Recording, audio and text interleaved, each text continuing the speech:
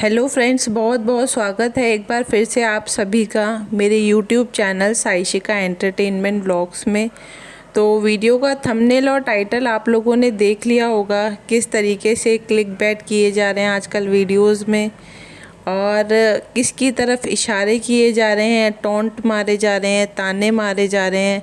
लेकिन वही वाली बात है कि डायरेक्टली तो बोल नहीं सकते हैं, तो इनडायरेक्टली वे से अपनी वीडियो के थ्रू सामने वाले को जो बताना है वो बताने की पूरी पूरी कोशिश जारी है।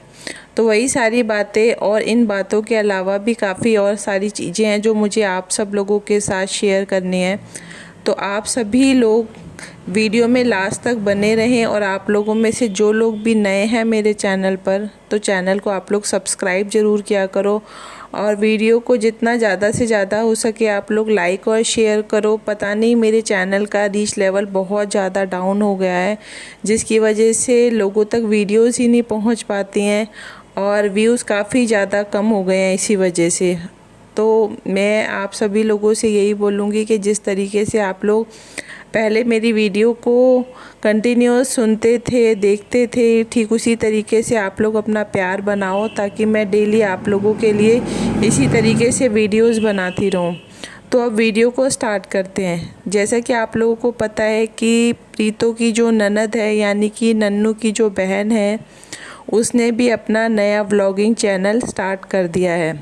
तो ये एक बहुत बड़ी खबर थी सभी लोगों के लिए, क्योंकि लोग तो काफ़ी एक लंबे टाइम से ये चीज़ चाह ही रहे थे कि नन्नू की बहन भी अपना खुद का एक यूट्यूब चैनल बनाए, जिसके थ्रू जो भी एलिगेशंस उसके ऊपर लगते हैं वो उन चीज़ों को क्लियर करे। क्योंकि अभी तक क्या होता था कि प्रीतो की तरफ से बहुत सारे आरोप नन्नू की बहन के ऊपर लगाए गए हैं कि घर बिगाड़ने में या जो भी सब चीज़ें हुई हैं उन सब में नन्नू की बहन का पूरा पूरा योगदान है।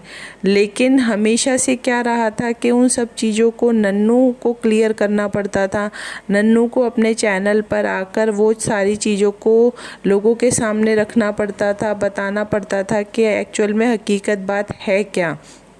तो लोगों ने हमेशा से नन्नू को, नन्नू की बहन को यही सलाह दी थी कि उसकी बहन का भी खुद का एक चैनल होना चाहिए, जिससे वो खुद लोगों के सामने आकर लोगों को बता सके कि आखिरकार सच्चाई है क्या।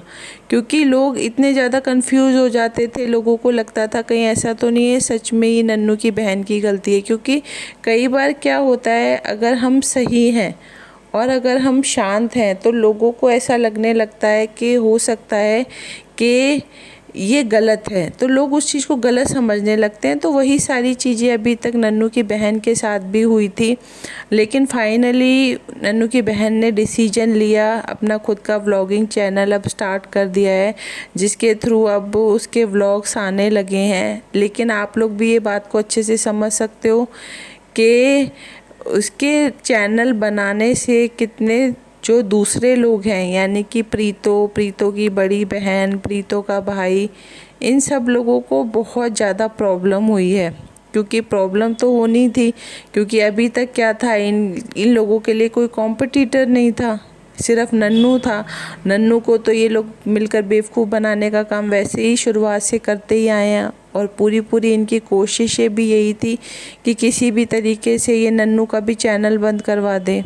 पूरी कोशिश तो करी इन्होंने, लेकिन नन्नू ने भी हार नहीं मानी। भले व्यूज़ बहुत ज़्यादा कम हो गए थे, लेकिन तब भी नन्नू ने अपने चैनल पर व्लॉगिंग लगातार जारी रखी और व्लॉग्स डालते रहे, अभी तक भी डालते हैं। क्योंकि ये लोग तो यही चाहते हैं कि नन्नू जो है वो यूट्यूब का जो उसका चैनल है उसको छोड़ दे। लेकिन वही वाली बात है ना, अगर सामने वाला हमारे लिए कुछ गलत चाहे तो हमें कभी भी ऐसा कुछ नहीं करना चाहिए।